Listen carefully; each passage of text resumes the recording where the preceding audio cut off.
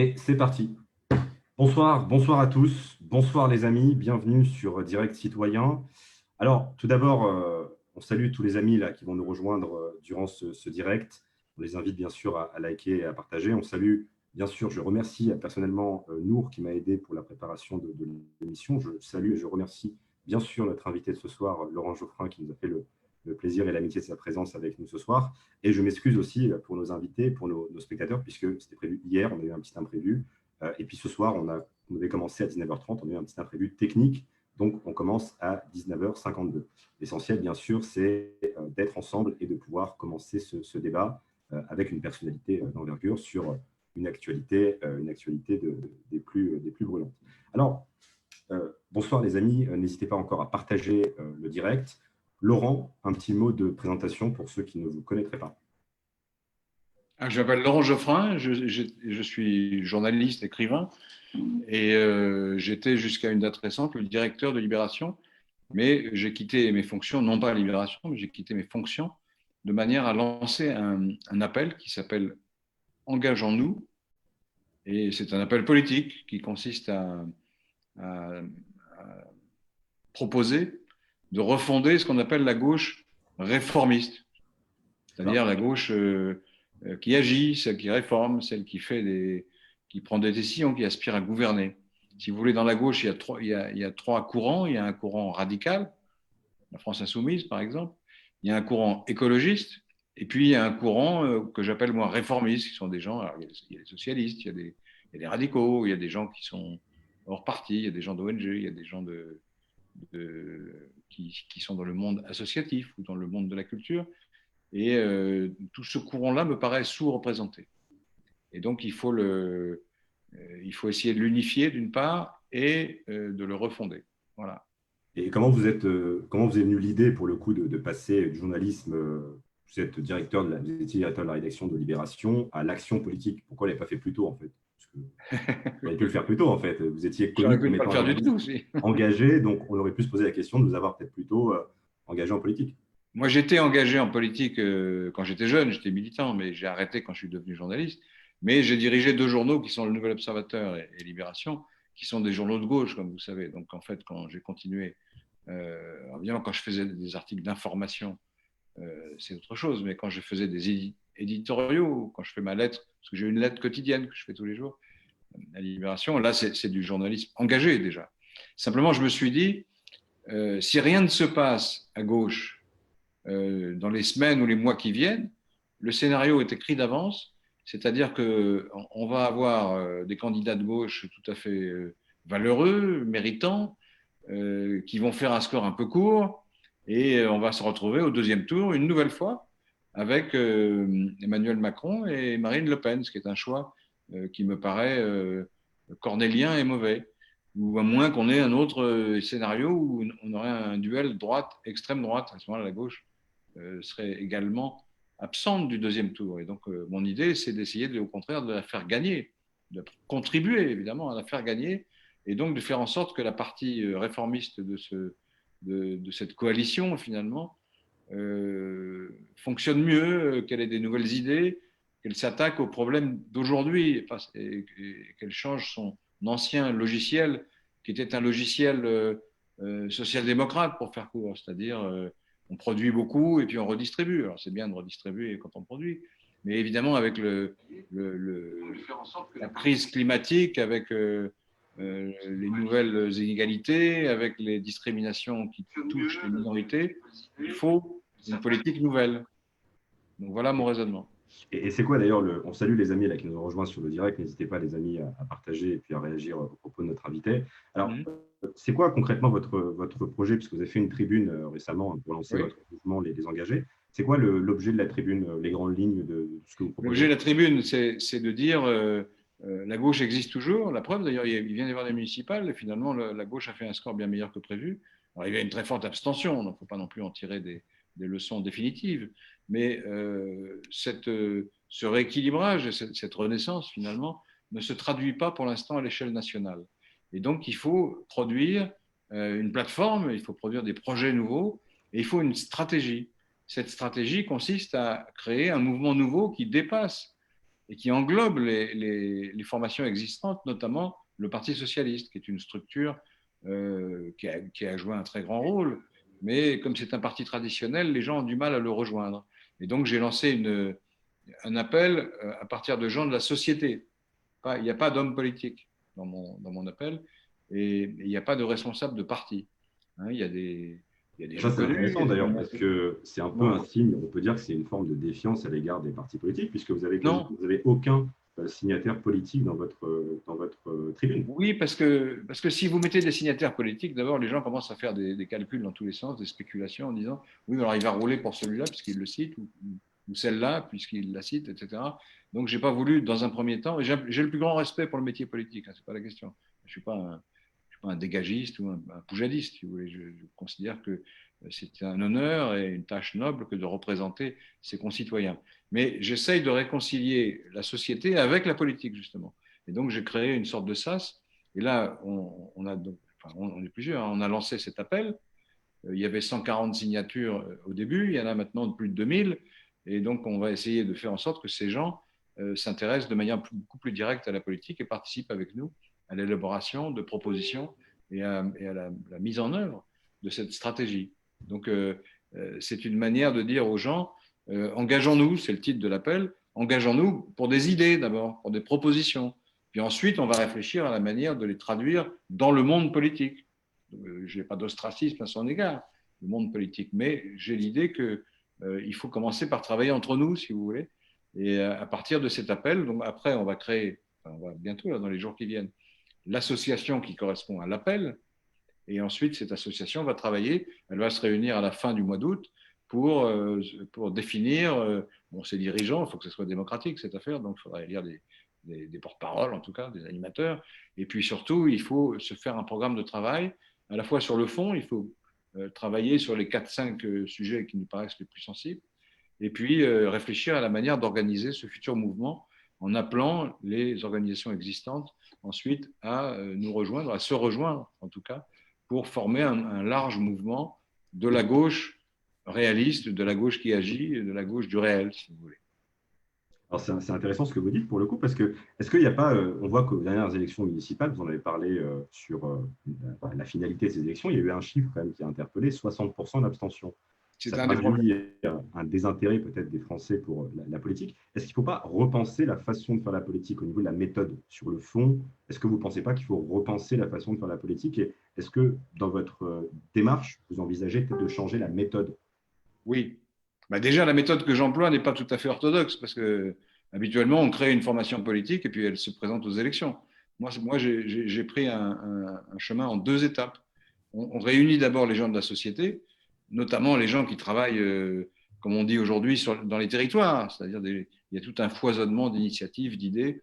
Il y en a dans les syndicats, dans les associations, dans les ONG, il y a tous les gens qui, et dans les entreprises aussi, il y a des gens qui prennent des initiatives pour améliorer les choses dans le sens de la justice sociale, hein, j'entends.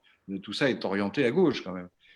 Et donc, il faut, l'appel s'adresse à ces gens-là, en tout cas une partie d'entre eux, en tout cas, de manière à ce qu'on travaille ensemble et qu'on produise d'abord des idées qui ensuite seront reprises, non pas par des partis politiques existants, mais par un nouveau mouvement dont on va définir les contours et le fonctionnement. Donc, effectivement, il s'agit de changer la manière de faire. Et ce nouveau mouvement ne doit pas ressembler à un parti politique traditionnel. Il doit fonctionner de manière plus directe, plus démocratique.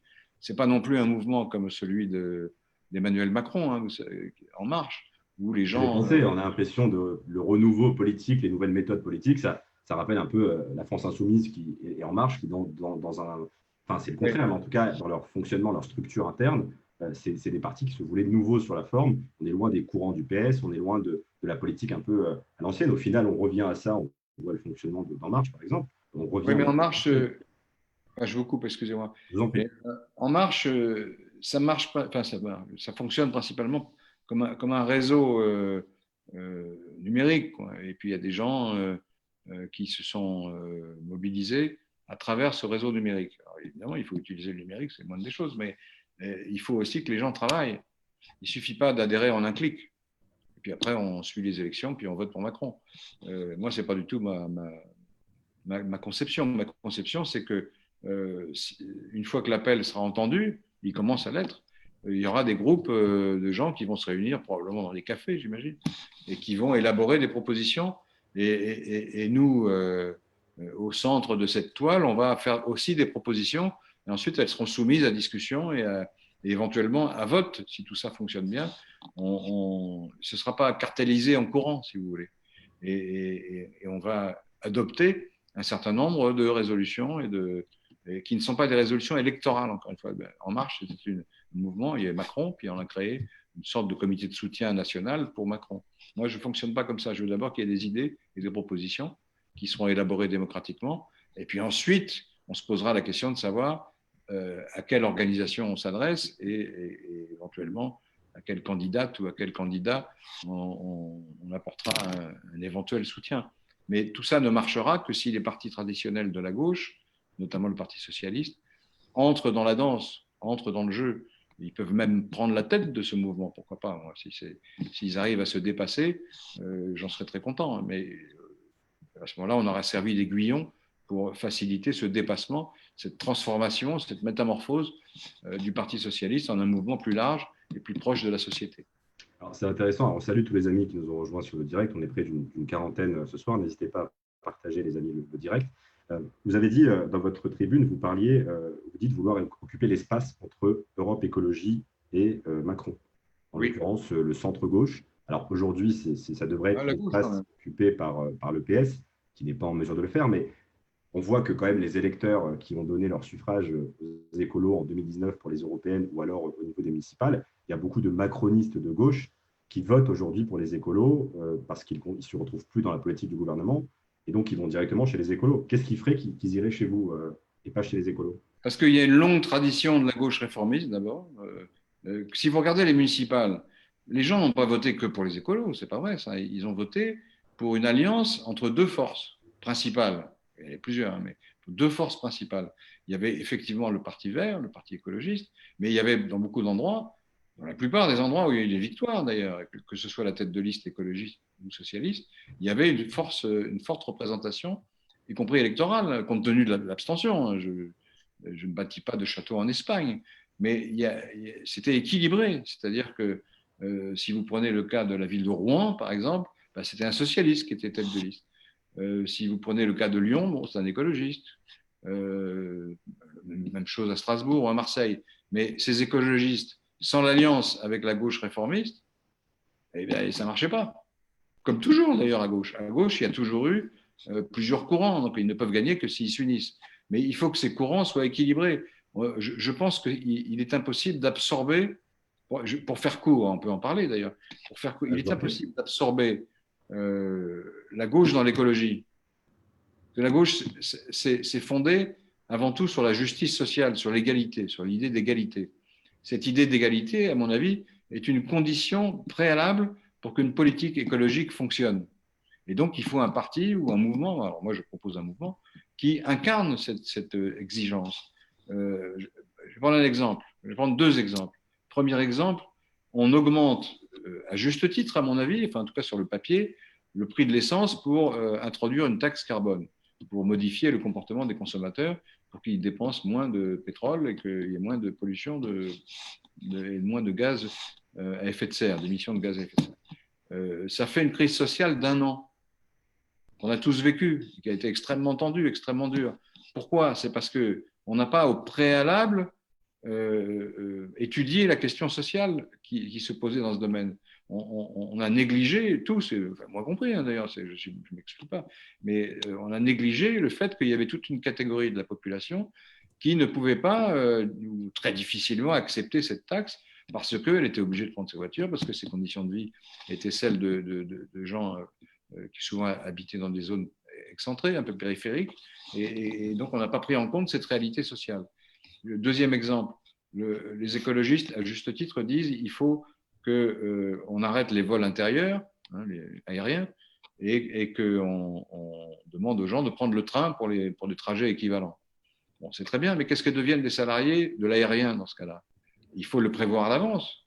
On ne peut pas dire, voilà, on va prendre cette mesure écologique qui est importante, qui est utile, sans se poser préalablement la question du code du travail, de la protection nécessaire des salariés qui vont perdre leur emploi dans un secteur, il faut qu'ils le retrouvent dans un autre.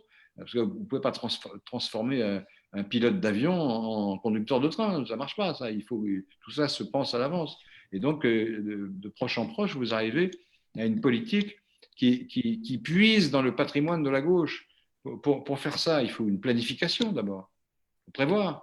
Pas une planification autoritaire, hein, je ne dis pas ça, mais il faut se concerter avec l'industrie, avec les services publics, avec l'État, pour prévoir quels seront les secteurs qui vont être affectés par la mutation écologique, et ensuite prévoir des outils sociaux qui permettent d'organiser la reconversion. Et tout ce travail-là a déjà été fait en partie par plusieurs forces politiques, mais principalement par la gauche. Et donc l'écologie a besoin de la gauche pour arriver à ses fins. Et justement, la gauche dont vous parlez, le PS notamment, le secrétaire du PS, là, Olivier Faure, a déjà acté le fait, selon lui, que le PS devait se ranger derrière les écolos. Mais je ne suis pas sûr qu'il ait raison. Je ne suis pas sûr qu'il ait raison. Alors peut-être, s'il y a un candidat écologiste pour tout le monde, je voterai pour lui, il n'y a aucun problème. Ça ne me dérange pas du tout. Mais je pense qu'il y a comment dire, la personnalité politique de cette partie de l'opinion, c'est-à-dire le réformiste de gauche, est autonome, elle existe. Elle est très affaiblie, parce qu'il y a eu beaucoup d'erreurs qui ont été commises au gouvernement. Et c'est pour ça qu'il faut la réinventer, il faut la refonder. Il faut la refonder sur la base des valeurs qui sont les valeurs de la gauche depuis toujours, c'est-à-dire l'égalité des chances, l'égalité réelle, les valeurs républicaines, la laïcité, tout ça doit être repensé de manière à ce que cette force-là devienne une vraie alternative à gauche. Et en général, dans l'histoire, ça a marché quand cette force-là, cette alternative à gauche, était centrale. Je ne veux pas dire centriste, je veux dire centrale dans le dispositif. Si elle est marginale, je pense que ça ne marchera pas.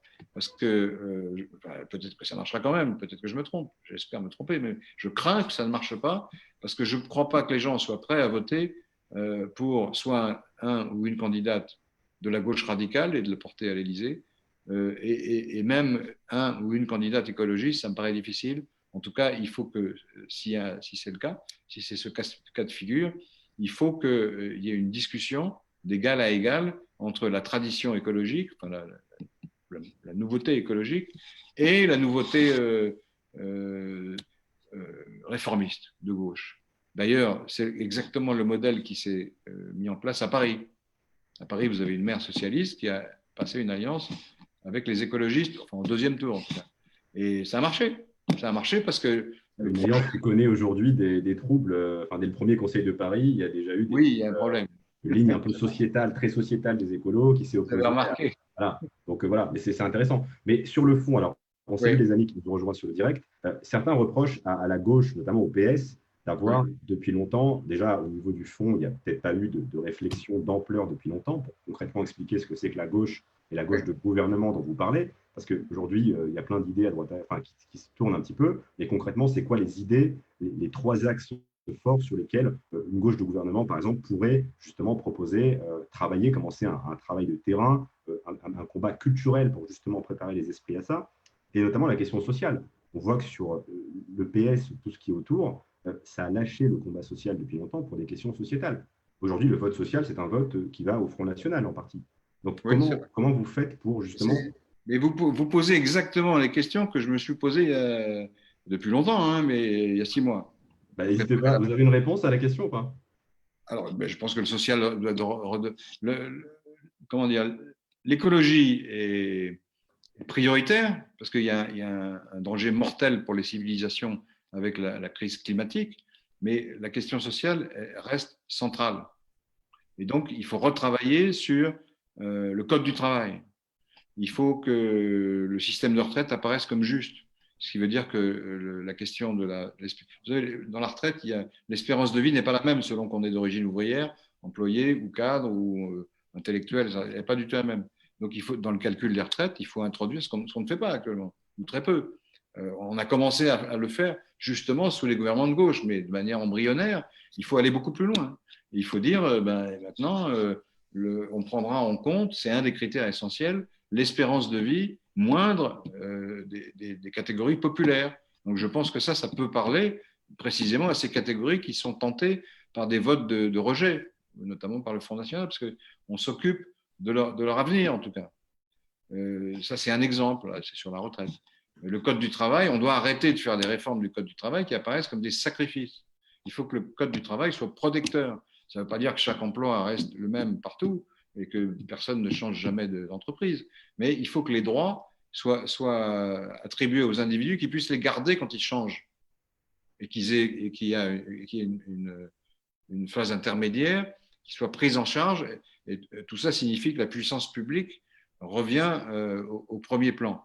D'ailleurs, on le voit déjà sous l'emprise de la crise du Covid. C'est l'État qui répond à ça.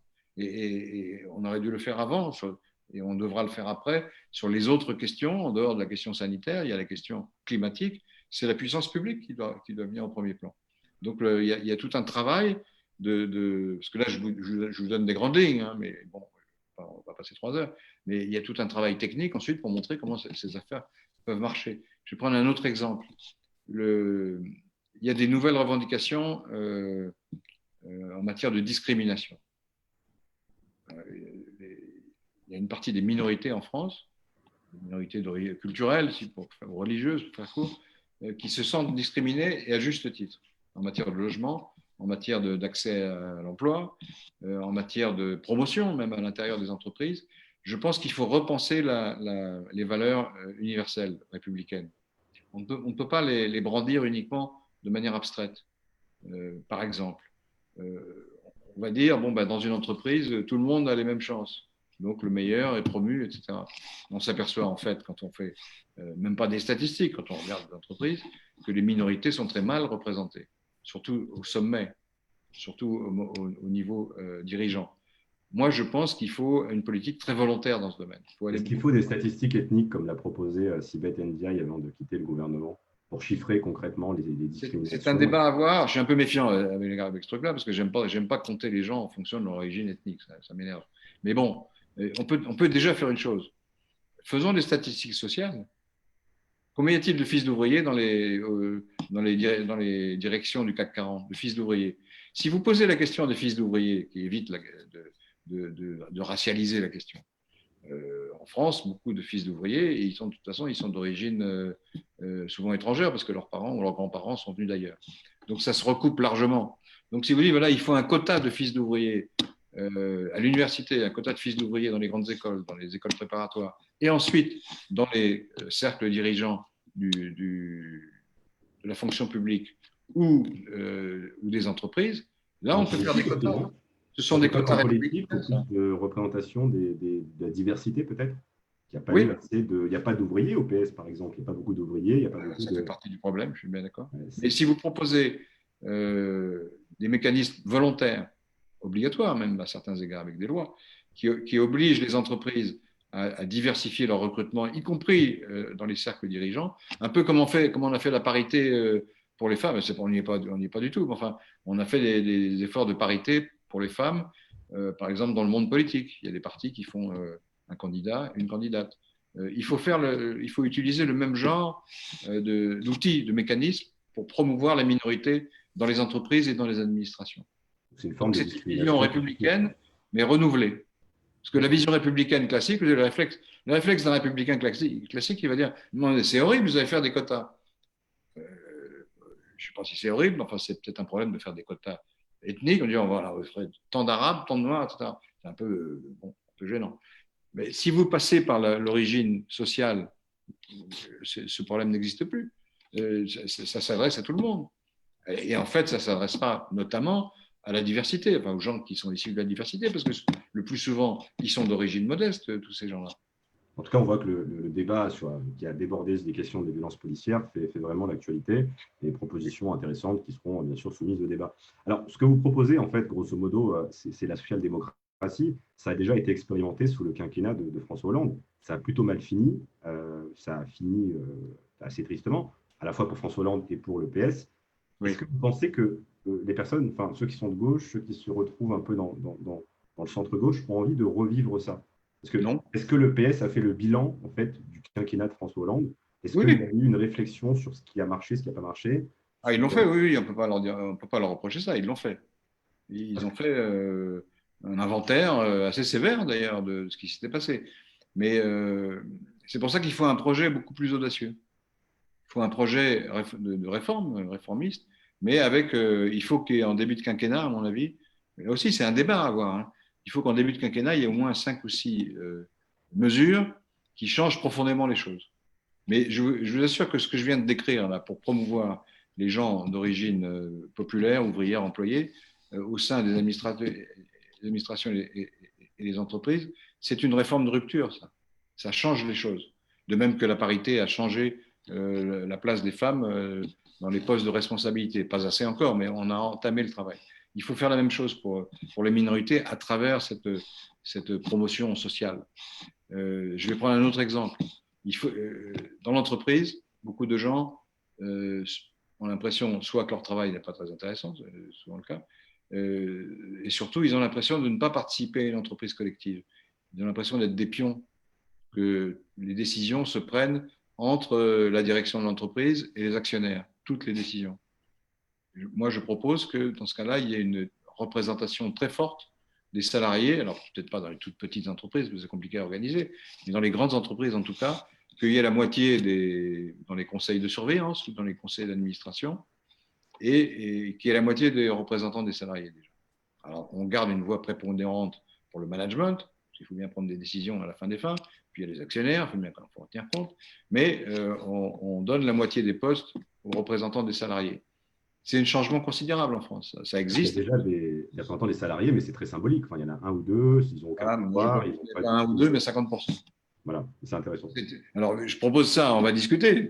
Ah bah bien sûr, on va en discuter. Bah, les gens en discutent beaucoup d'ailleurs sur ce que vous Au dites sein de sur les. mon association, on va en discuter. Mais voilà, vous me demandez des propositions, ben, j'en fais. Ah bah Peut-être c'est bien, on est là pour qu'elles seront débattre. réfutées par d'autres gens, j'en sais rien. Et comment Mais vous avez vécu je n'ai pas pris au hasard, parce que ce système fonctionne en Allemagne depuis des années. Donc, on ne peut pas dire que l'économie allemande se porte si mal que ça. Donc, c'est une manière de modifier l'équilibre des pouvoirs dans l'entreprise. Il faut le modifier. c'est vrai qu'il y a eu comment dire, des séquences un peu indécentes. On voit des entreprises qui avaient reçu beaucoup d'argent de la part de l'État, qui licencient des milliers de salariés. On a vu des chefs d'entreprise qui partaient avec beaucoup d'argent, alors que de l'autre côté, les salariés étaient licenciés. Donc, ça peut effectivement interroger sur quelle entreprise pour demain. On en a parlé déjà dans l'émission à plusieurs reprises. Comment vous avez Absolument. vécu, alors on salue les amis là, qui nous ont rejoints, n'hésitez pas les amis à partager le direct. Comment vous avez vécu la violence des réactions qu'il y a eu à la création de votre mouvement, et notamment au niveau du Parti socialiste Je et n'ai de la pas vu presse de tellement de gauche? violence, hein. Oui, Enfin, violence, c'est-à-dire qu'il y a eu des réactions assez mitigées à votre égard quand même. Moi, j'ai tout vu à des fait. articles qui disaient, tiens, Je sais c'est de pas la les comprendre. Ils nécromancie. pensent qu'il y a une manœuvre derrière, mais il n'y a pas de manœuvre. Moi, je ne m'occupe pas des affaires internes du PS. Encore une fois, moi, il n'y a pas d'homme politique dans mon affaire. Donc, Et vous pensez que ça peut être possible de les associer dans votre réflexion si dès le départ, ils il n'ont pas faut. l'air très C'est le intéressés, but. C'est le ils ont l'air but. de s'y opposer? C'est le but. Euh, Pourquoi ces réactions? Bon, évidemment, c'est pas très agréable quand vous lisez un texte où on vous explique qu'il faut refonder la gauche réformiste alors que le Parti socialiste est censé le faire. Donc je comprends que ça puisse être un peu irritant. Mais il ne s'agit pas de les mettre en cause. Les dirigeants du parti sont des gens très estimables et ils ont maintenu la vieille maison, mais la maison est vraiment vieille là. Il faut la rénover, il faut vraiment la reconstruire. C'est ça que je propose. La Il reconstruire faut avec construire d'autres une forces. sorte de grand parti un peu démocrate à l'américaine, une sorte de Oui, parti enfin un peu. républicain en tout cas, oui. Mais de gauche. Parce que, vous savez, le réformisme, c'est pas le syndicat des mous. Hein, c'est pas ça. C'est un reproche qu'on peut faire au quinquennat Hollande de ne pas avoir été assez loin. Ça, on peut en discuter. Mais enfin, à force de discuter du passé, vous savez, on oppose le passé et le présent et on oublie l'avenir. C'est une connerie, à mon avis. Mais le, c'est une gauche réaliste, mais c'est une gauche de gauche. Et c'est quoi les Et points sur lesquels vous pensez que François Hollande, par exemple, n'a pas été assez loin? Des points qui pourraient être pour vous des points repères pour la suite, qui ce que pourraient. j'ai indiqué, par exemple. Sur le pouvoir des travailleurs dans l'entreprise, il fallait aller plus loin. Sur la pénibilité, le calcul des retraites, il l'a mis en œuvre, il a commencé de le mettre en œuvre, mais il n'a pas été assez loin. Il n'a pas rien fait non plus, il ne faut pas exagérer. Qui a ramené à 60 ans la retraite pour les gens qui ont commencé à travailler à 17-18 ans? C'est lui. Donc, pas non plus, on ne peut pas tout jeter. Mais encore une fois, le débat sur le quinquennat Hollande, c'est un peu ancien maintenant, vous savez. Il a eu lieu, il a été fait. Mais il faut se tourner vers 2022 et savoir ce qu'on peut faire. Et on peut faire beaucoup de choses, je pense. On peut construire un projet qui aille plus loin. Et par exemple, en matière écologique. En matière écologique, Hollande a fait la COP 21, c'est une bonne chose, mais elle n'est pas respectée, donc c'est un problème. Maintenant, alors, il y a eu cette convention citoyenne qui a été organisée par Macron, qui est une bonne chose, je trouve. Et il y a eu un certain nombre de mesures, mais ce sont des mesures très partielles. Moi, je pense que là aussi, il faut puiser dans la tradition de la gauche. Il faut établir une planification. Il faut Et qu'il y on ait a un d'ailleurs un haut commissaire au plan qui va être nommé, François Bayrou, Oui, apparemment. ça va dans le bon sens, mais il faut une architecture complète, c'est-à-dire un vice-premier ministre chargé de l'écologisation de l'action publique, qui, euh, qui a sous son autorité l'ensemble du gouvernement, pas seulement le commissariat au plan. Le commissariat au plan fonctionne comme un think tank de conseil, quoi, et il doit être relié à une chambre de l'avenir. Il y a beaucoup de gens qui proposent ça, il faut le faire. Une chambre de l'avenir, c'est-à-dire on prend le Conseil économique et social et environnemental et on lui donne beaucoup plus d'aura, on modifie un peu sa composition, enfin même beaucoup, et ça devient la chambre des générations futures. Évidemment, il faut que la souveraineté soit conservée aux élus, parce qu'ils représentent les électeurs, mais cette chambre des générations futures doit avoir un pouvoir de proposition et d'évaluation de la politique gouvernementale très fort. Très fort. Et il y a un autre changement institutionnel à faire, qui est une idée qui existe depuis 10-15 ans, mais qu'on n'a jamais mis en œuvre. Il faut, à côté du produit intérieur brut qui mesure l'efficacité du gouvernement en matière de croissance, laquelle croissance est problématique, comme vous le savez, parce que la moitié de la croissance, c'est de la pollution, donc il faut changer ça. Et il faut à côté des indicateurs de bien-être, un bien-être intérieur brut, si vous voulez, et qui Au existe. Bhoutan. Au Bhoutan, Comment? ça existe. Dans un petit pays d'Asie, au Oui, le Bhoutan, ils Bhoutan l'a ont. fait. La Nouvelle-Zélande l'a fait aussi. Ouais, La je trouvais Nouvelle-Zélande, ça. ils ont un système où l'action budgétaire et gouvernementale est évaluée en fonction de ses conséquences sur la santé, sur le stress, sur la dépression et surtout sur la nature, l'environnement. Et il faut installer ça en France. Il faut voir que ces deux indicateurs à égalité. Hein. Il ne faut pas dire, bon, il y a comment dire, un ornement supplémentaire, on va Vous dire. pensez quoi de la proposition de créer le crime d'écocide, justement, qui est proposée par la Convention citoyenne? Ça ne me paraît pas une mauvaise idée. Alors, il faut pas désigner tout le monde comme criminel. Il faut voir qui peut être incriminé, parce que ça peut devenir très désagréable. Mais il y a des cas où il y a des entreprises ou même des individus qui manifestement savent très bien qu'ils sont en train d'être des prédateurs de la planète et qui le font quand même. Bon, il faut que ça tombe sous le coup de la loi. Ça me paraît pas choquant. Et ce qui est intéressant dans la Convention citoyenne pour le climat, on en a parlé dans l'émission à plusieurs reprises, c'est justement que en fait, c'est une façon de court-circuiter les élus, puisqu'au final, c'est quoi le rôle des élus là-dedans? On a 300 personnes, enfin 200 personnes qui, pendant quelques mois, vont phosphorer et proposer 149 propositions.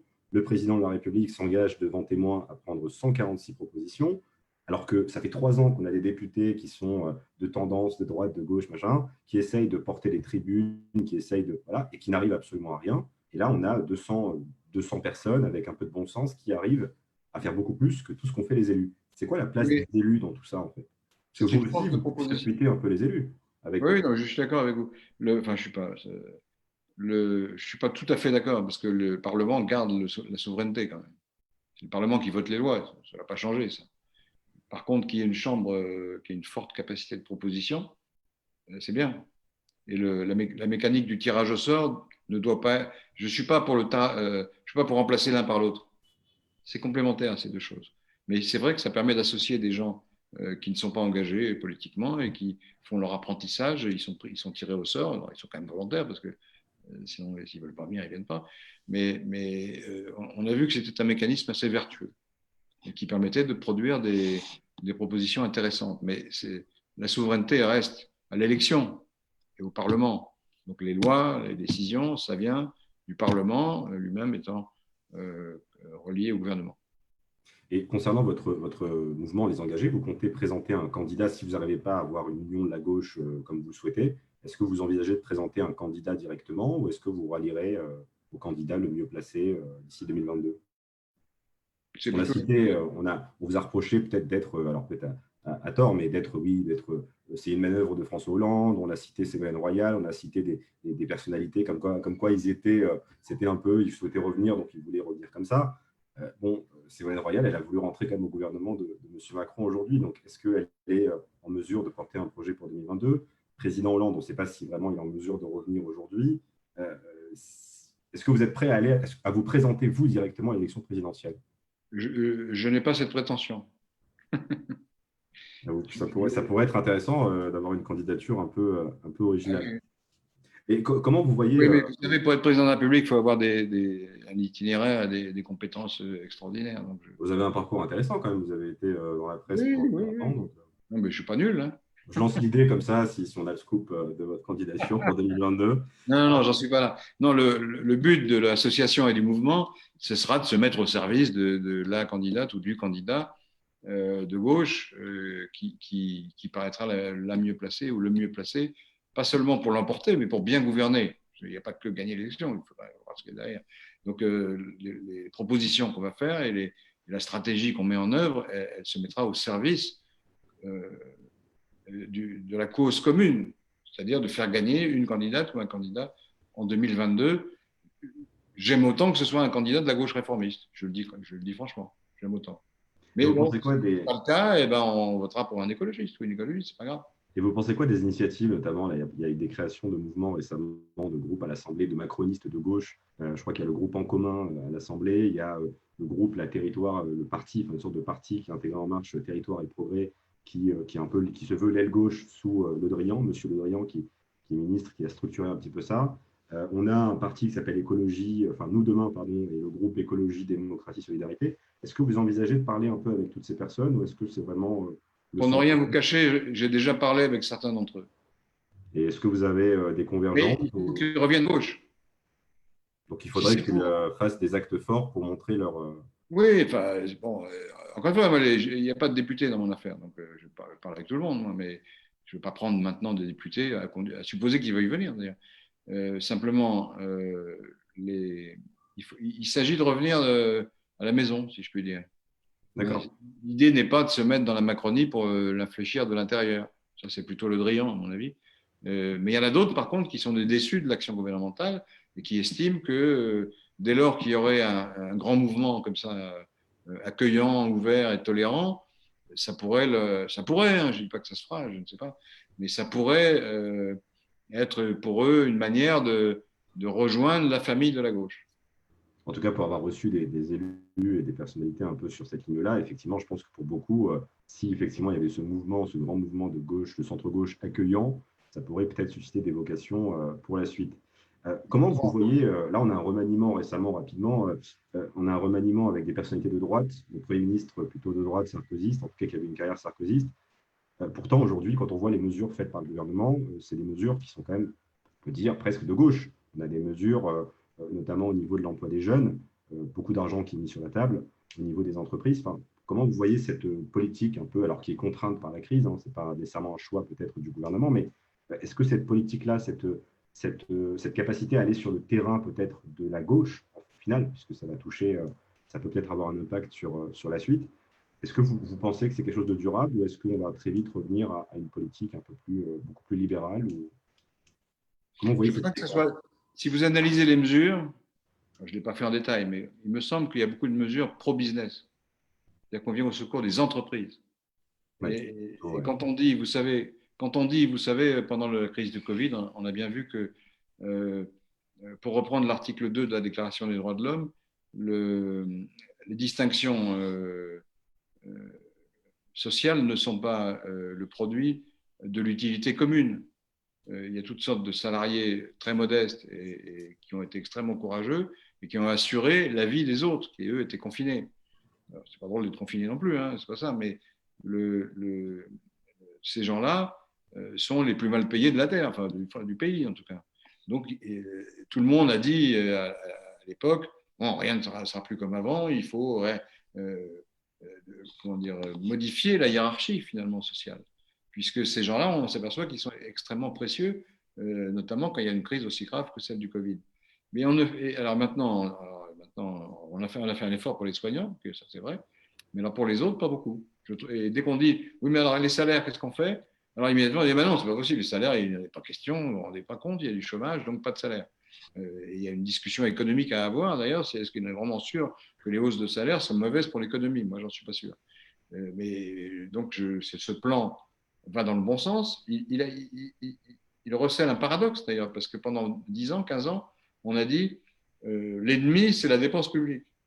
L'ennemi, c'est le déficit. L'ennemi, c'est la dette. Arrive la crise, alors là, tout ça, ça passe par-dessus les moulins, et on fait exactement le contraire. Donc, il semblerait que ce soit la réalité qui est imposée. Parce qu'on disait, oui, mais la gauche, elle demande toujours plus de subventions, machin. C'est de l'idéologie. Mais non, c'est la réalité qui a imposé justement plus de dépenses publiques, plus d'intervention de l'État, etc. Donc, on n'avait peut-être pas tout à fait tort de mettre en avant ces exigences-là, c'est-à-dire de meilleurs salaires, c'est-à-dire une meilleure protection et un État-providence peut-être plus efficace. Donc, on voit bien que sous l'empire de la nécessité, ça se fait quand même. Est-ce que vous Donc, pensez que la crise sanitaire, ça peut être l'occasion peut-être de justement obliger, en tout cas la gauche, à se repenser? Parce qu'on voit qu'il y a l'idée d'État jacobin qui revient, l'État-providence. On voit la nécessité d'avoir un État-providence en France. Il y a eu beaucoup d'argent qui a été mis sur la table.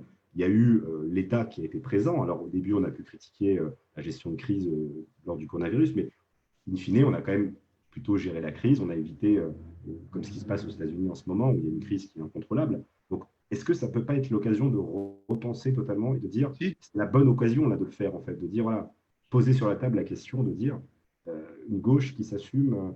ça fait partie de mon raisonnement. C'est que le moment social libéral est terminé, à mon avis. La crise exige des solutions d'intervention et des solutions volontaires. Et donc, il faut concevoir la politique économique à la lumière de la crise. Et effectivement, ce n'est pas ce qu'on a fait. Si vous voulez, il y a un moment social-libéral qui s'est ouvert à l'époque de Blair et qui a continué, y compris sous Hollande. Je pense que ce moment-là se termine. Ça ne veut pas dire qu'on va passer une économie entièrement dirigée, nationalisée, je ne sais quoi. On a un haut commissaire au plan, donc ça Pour rappelle. l'économie de marché. Mais au moins, la puissance publique doit être réhabilitée dans son action pour l'intérêt collectif. Et quid du risque, pour finir, quid du risque populiste? Parce qu'on voit qu'il y a quand même aujourd'hui une menace populiste qui est largement au-dessus de Marine Le Pen. Que tout le monde dit Marine Parce Le que la Pen. gauche ne répond pas aux questions populaires. C'est ça. Ben oui, Vous, c'est la gauche qui ne répond pas, donc populiste. Le social est un peu, parfois, pas toujours, hein, mais parfois aux abonnés absents. Hein. Deux, qu'est-ce qu'on fait de la fragmentation de la société? Comment on fait en sorte que les valeurs républicaines soient effectivement mises en œuvre pour réunifier la société? Et qu'est-ce qu'on fait aussi du sentiment patriotique? C'est important, le sentiment patriotique. C'est quoi l'histoire de France? C'est quoi l'identité française? À mon avis, l'identité française, il faut lui appliquer un droit d'inventaire. Il ne faut pas hésiter à condamner les pages les plus noires qui ont été la colonisation, l'esclavage, comme on l'a fait pour les pages de l'occupation. Il y a toute une partie de l'opinion qui dit mais il ne faut rien toucher à tout ça. Mais si, il faut toucher, il faut reconnaître qu'il y a eu des crimes. Mais il faut aussi mettre en exergue le fait qu'il y a eu des avancées formidables dans l'histoire de France. Et donc, il faut avoir une vision de la France qui parle aux classes populaires, et qui garde un sentiment patriotique dans l'Europe, évidemment. Il ne s'agit pas, moi, je ne suis pas du tout souverainiste, mais j'aime bien mon pays et je pense qu'il faut avoir un discours sur l'héritage dans ce qu'il a de positif de notre République. Et vous pensez quoi de la proposition qui a été faite par Jean-Marc Ayrault, l'ancien Premier ministre, de débaptiser les salles Colbert, notamment celles de l'Assemblée nationale? Sur ce point, je pense qu'il a raison. Sur les statuts, on peut discuter. Mais alors là, j'ai une difficulté parce que je vois des gens qui viennent me chercher. Oui. Est-ce qu'on m'attend? On allait clôturer. Effectivement, je pense que vous avez fait le tour et vous avez bien répondu à toutes les questions. Moi, je tenais à vous remercier, Laurent, parce que ce n'était pas évident. Hein. En tout cas, merci d'avoir accepté notre invitation. Merci pour toutes vos réponses. Puis je pense que ça a créé une discussion sur le Facebook. N'hésitez pas à aller voir, il y a une discussion assez passionnée sur ce que vous dites. C'est normal. Je salue tous les amis qui étaient avec nous jusqu'au bout de la discussion. Ça a été toujours un plaisir de vous avoir. J'invite bien sûr tous ceux qui sont intéressés par ce que vous avez dit à aller voir votre initiative, donc les engager sur votre site. C'est engageons-nous.org. Engageons-nous.org et puis peut-être. Là où il y a le texte. Voilà, à lire le texte. On va le signer. Si ça correspond ou pas. Puis appel à la gauche, on lance un appel depuis à la gauche. On sait qu'il y en a qui nous regardent en ce moment, si ça peut créer les conditions d'une alternative progressiste, démocrate, sociale, disons-le encore une fois, écologique pour 2022, pourquoi pas? Et puis, on espère qu'au final, l'idée, c'est de remettre un petit peu l'humain au cœur de la politique pour les prochaines années. Laurent, je tenais à vous remercier. Peut-être un mot de la fin pour vous. Écoutez, ce que vous venez de dire montre que vous êtes tout à fait mûr pour nous rejoindre. Ah ben, écoutez, ça va se réfléchir. Mais en Enfin, tout cas, ça sera vraiment, entre nous. Hein. ça reste entre nous et On entre s'appeler les après, si vous milliers, voulez. Hein. entre vous et moi, et puis les milliers de personnes qui vont nous écouter, nous suivre. Laurent, je tenais à vous remercier encore une fois Mais c'est moi qui vous remercie de m'avoir d'avoir pris convié. ce temps et puis d'avoir passé ce moment avec nous. Je salue tous les amis. Et puis, Laurent, je vous souhaite bon courage, bonne continuation pour la suite de l'aventure. Merci beaucoup. Engageons-nous. Et puis, en espérant que ça puisse aboutir en 2022. Bonne soirée. À bientôt.